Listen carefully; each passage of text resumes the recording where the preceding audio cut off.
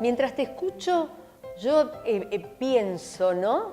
Y te siento, siento tus palabras, siento todo lo que vos me estás comentando acerca de tu trayectoria enorme, ¿no? Hasta ahí larguísima. Es pequeña historia. Es una pequeña historia. Y que en realidad, para lo que vamos a hablar, ahí comienza. ahí, pero, por supuesto. Esto es la previa, digamos. Esto es el cimiento. Porque después viene ya la dedicación a la publicidad. Con lo cual, la experiencia mía era una enorme experiencia.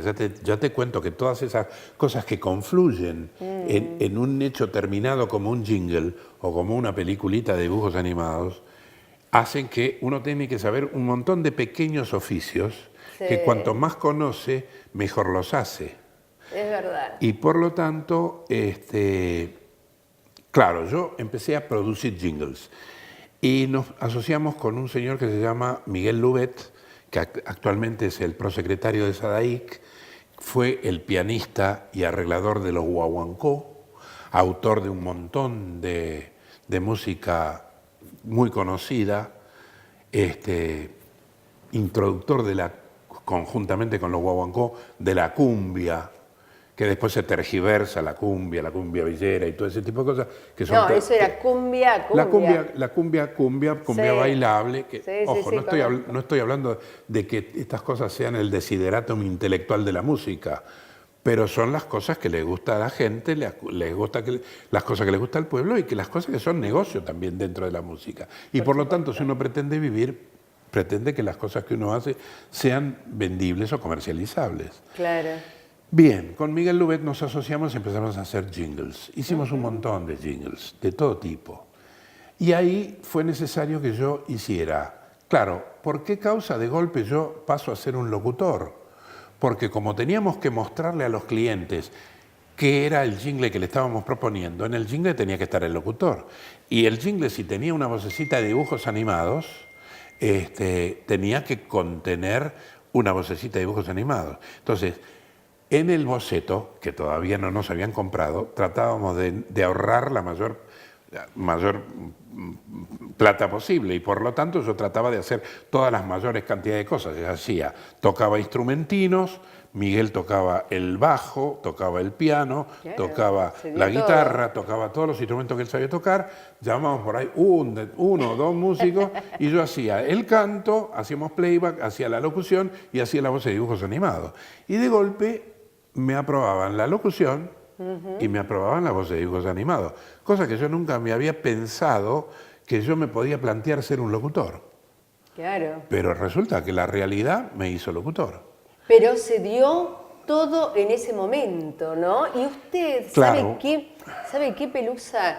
Dio también a ese don de las voces que en una de las entrevistas escuché que todos, ¿no?, los que estamos acá, podemos hacer lo que vos hacés. Absolutamente, sí. Mi garganta no es ninguna garganta especial. Bueno, yo muchas veces... Lo que sí es especial es la cantidad de entrenamiento que yo tengo. Ah, esa es otra cosa. Y la cantidad de entrenamiento mental, porque a la garganta la gobierna la cabeza. Bueno, cuando era chica, yo muchas veces quise hacer el famoso Neurus y nunca lo pude hacer. Bueno, en principio yo quisiera ser una mujer como te sale a vos la voz. O sea que hacer una voz de hombre a una mujer, no digo que no lo puede hacer, pero no va a ser... El más malo no va de a ser todos. una cosa posible. Como a mí, por ejemplo, yo intento ser una mujer, pero no me sale. Estoy aparte disfónico y entonces todo me va a salir feo y no sé por qué. Pero bueno, por eso te digo, si querés hacer Neurus, bueno, la cosa es distinta. Bueno, pero un neuro me va a hacer. Bueno, pero sí. todo me lleva, por lo que vos me sugerís, a que yo hable de Hijitus y que hable de García Ferré. No, claro, pero mire, acá tengo un gran irucho y acá yo sé que Hijitus, que la voz de Hijitus suya no es. No, no, no. Tuya no es porque es No, bueno, de pero Néstor Hijitus es el, Landres, es el D'Alessandro. nombre de la tira. Sí, por Bien, supuesto. entonces voy a llegar primero porque llegué a García Ferrer. Sí, por supuesto. O sea ¿Cómo que fue con ese todo- con- encuentro? ¿Cómo? ¿Cómo fue ese encuentro? ¿Por qué fue? ¿Por qué? Fue? Ahora vamos. Con todas estas especies de habilidades que yo fui sumando en mi vida, que todas confluyen en una misma cosa, sucedió que yo cantaba jingles permanentemente con una chica que se llamaba Marión Aramburu, que ya no está con nosotros, que a la sazón era la voz de Anteojito. García Ferré había desarrollado un jingle ómnibus que tenía distintos anunciantes, la barra de Mantecol, los gatitos de las lanas San Andrés, porque él descubrió que haciendo una aventura donde entrasen distintos anunciantes, él podía tener una cosa nueva, que era muchos anunciantes en un aviso. Y por lo tanto, Anteojito y Antifaz eran tío y sobrino que dialogaban. Pero era necesario que dialogaran con alguien más. Entonces le pidió a Marión si conocía a alguien que pudiera hacer distintas voces. Y Marión, que me conocía perfectamente y que sabía todas estas locuras que yo hacía, que yo ya venía haciendo voces de dibujos animados durante mucho tiempo, me presentó a García Ferré. Y García Ferré me encargó de hacer un montón de personajes no relevantes, no de primera presencia, Sí. sino secundarios, que fueran los que contestaran cosas que Anteojito y Antifaz hacían. Y así transcurrió Anteojito y Antifaz sin una presencia mía demasiado importante. Pero ¿qué pasa? García Ferré vio mi flexibilidad y mi capacidad creativa de poder plantear distintas voces. Cuando finalmente él decidió hacer una tira de puro entretenimiento, no publicitario, como Hijitus, que era una aventura nada más, me pidió que hiciera Larguirucho, Pucho y el profesor Neurus. Y Serrucho. Bueno, era una especie de alcahuete del profesor Neurus y siempre, todos eran chupamedias del profesor Neurus, sobre todo Pucho. Pucho era del... Claro, Pucho salió después. A mí me pidió Larguirucho, Pucho y el profesor Neurus, ¿no? Entonces, Pucho era un tipo que, claro, cuando me presentan... Bueno, voy a contar una cosa.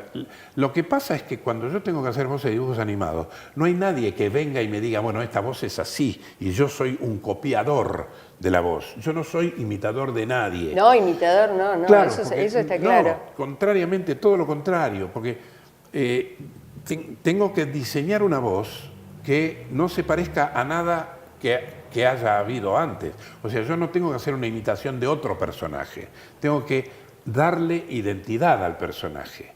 Por otra parte, las voces de dibujos animados es la única inclusión humana dentro del personaje, porque todo lo demás es un dibujo o es un pincel, pero la voz es la voz.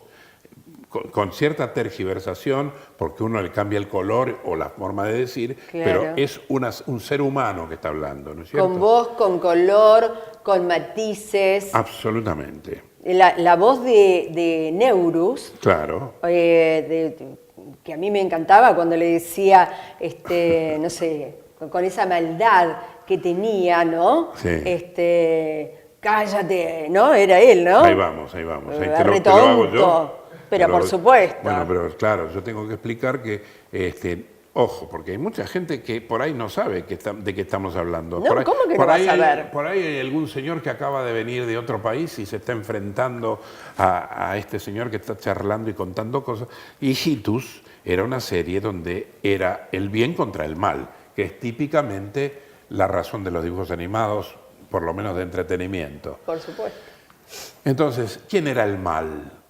Bueno, Hijitus era todo el bien. Todo el bien. Y el todo. bien por sí era potente por sí mismo. Hijitus no tenía otra cosa más que su sombreritus, que ahí él se convertía en Super Hijitus y salía volando como el Superman, y a partir de ahí él podía todo por sí mismo. Pero el mal no era tan potente. Ahora, ¿quién era el que personificaba el mal? Neurus, el doctor Neurus, el profesor Neurus, que era malo y tenía que ser malísimo. Y por lo tanto, a mí se me ocurrió que era un terremoto. Y por lo tanto, un terremoto tiene una especie de preparación. Y entonces yo hacía... ¡Cállate, retonto! Era malo, malo. Era malo en serio. Pero era un malo de pacotilla, porque nunca tenía suerte. Todos sus planes, todas sus intenciones eran un fracaso. ¿Y qué pasa? La gavilla de él, la gavilla de los ayudantes, Pucho era un tipo que tenía un pucho acá siempre, y era una especie de hombreador de bolsas del viejo mercado de Abasto. Trabajaba en el viejo mercado del Abasto, y por lo tanto cuando García Ferré me cuenta que era un personaje que había nacido en el Abasto, a mí se me ocurre que tenía la voz de Gardel. Entonces yo le puse una voz agardelada. No estoy haciendo la voz completamente, pero yo no sé si vos te acordás cómo hablaba Gardel. Los porteños hablaban de una manera distinta. Vos ves en las películas viejas que los porteños hablaban de una manera, tenían una manera de expresarse que ahora ya no se usa, pero decían, ¿cómo le va, señorita? ¿Qué dice usted? Entonces Gardel tenía esa manera porteña de hacer, y siempre con un pucho acá. Y era muy alcahuete. Muy alcahuete. Y le decía, profesor Neuro, ¿qué? Porque tenía también una muletilla. Profesor Neuro, ¿qué? Usted es pluscuamperfecto, profesor.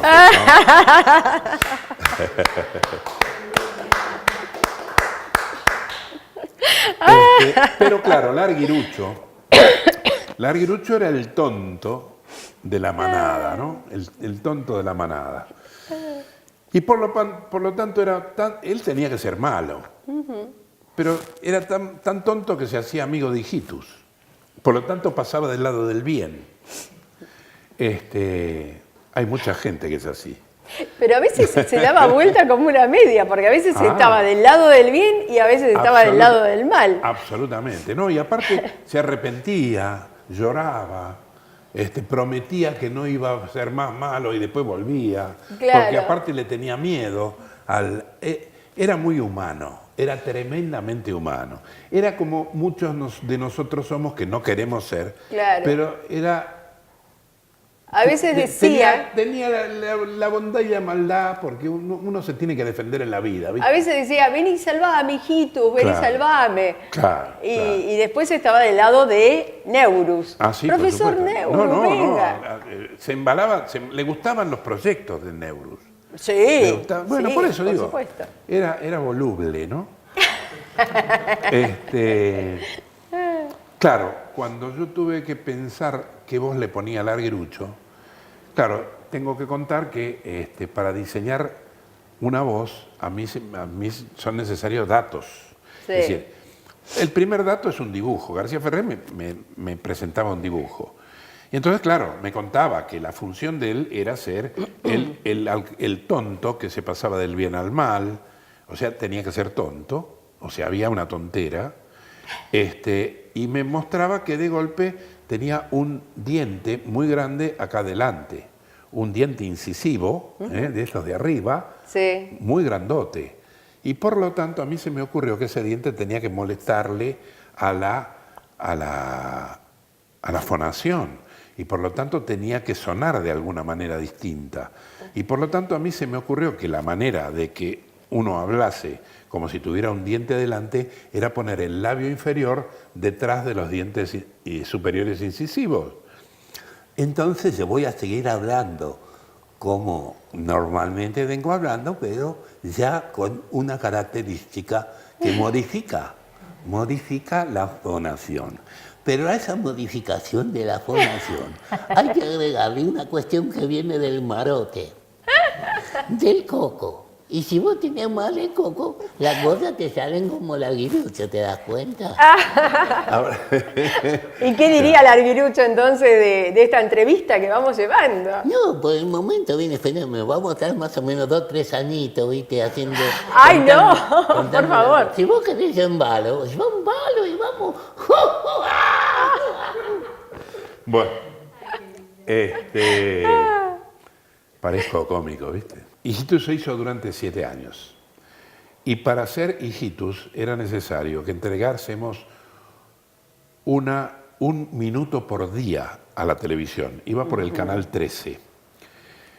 Para entregar un minuto por día, García Ferré tenía contratados 50 dibujantes.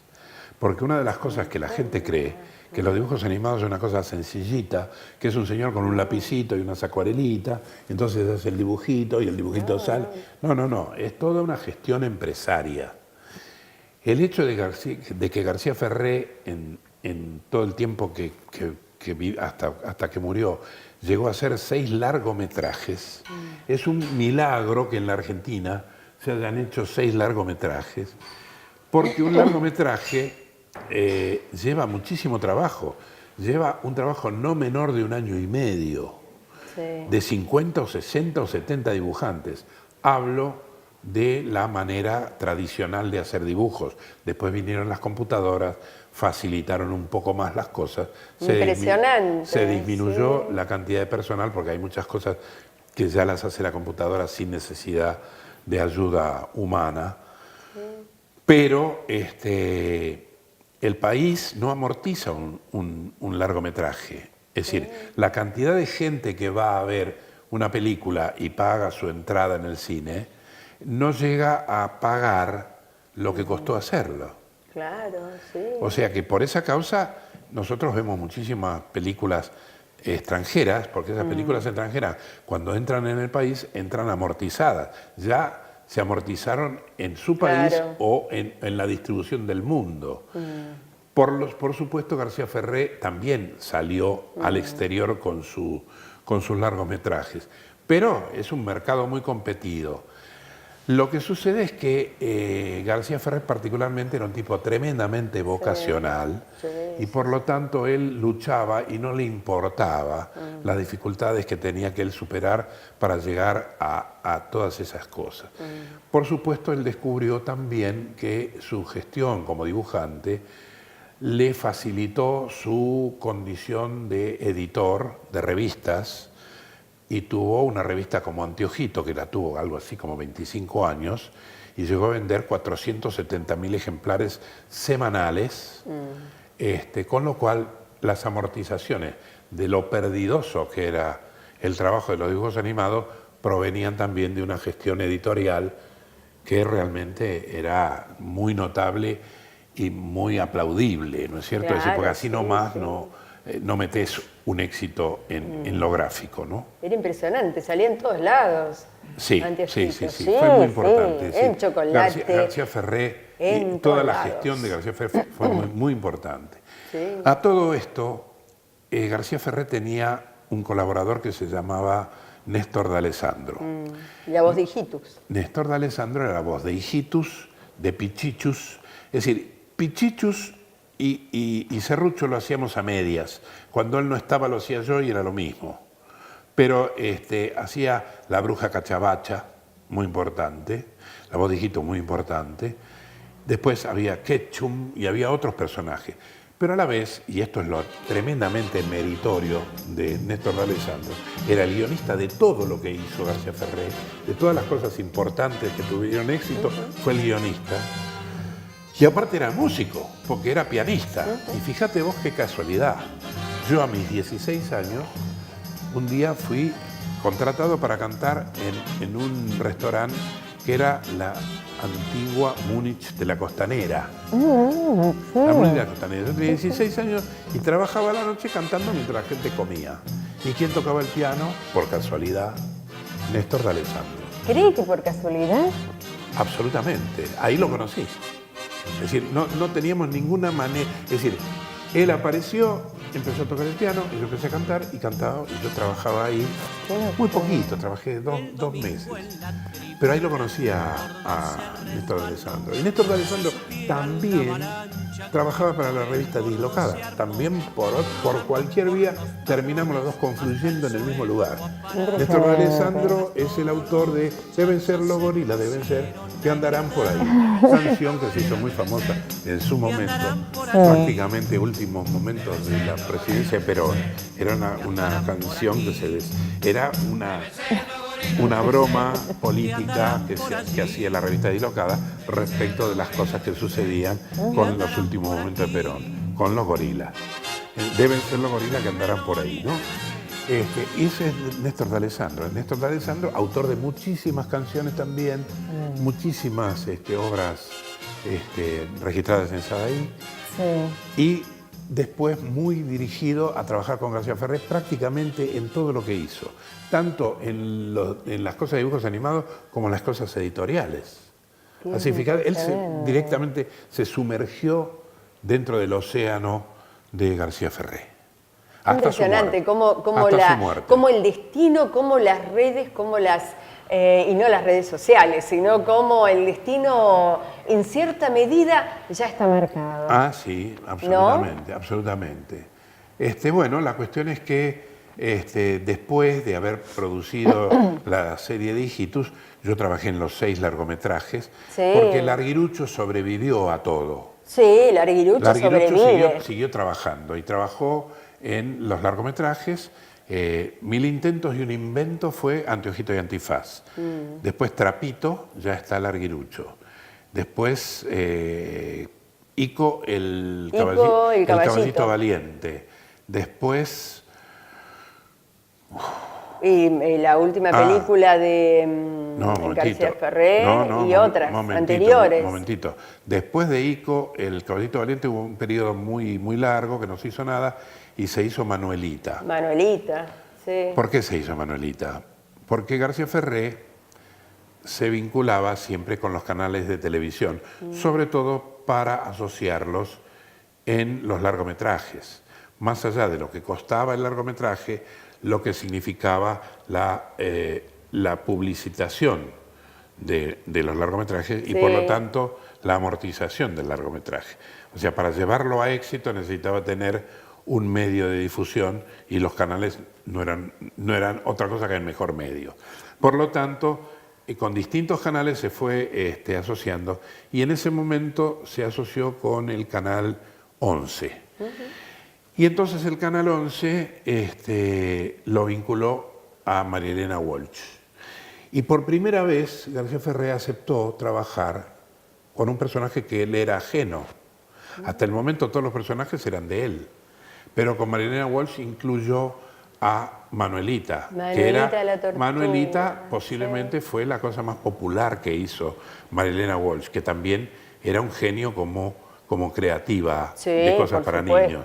Sí. Y por lo tanto tuvimos una película que llegó al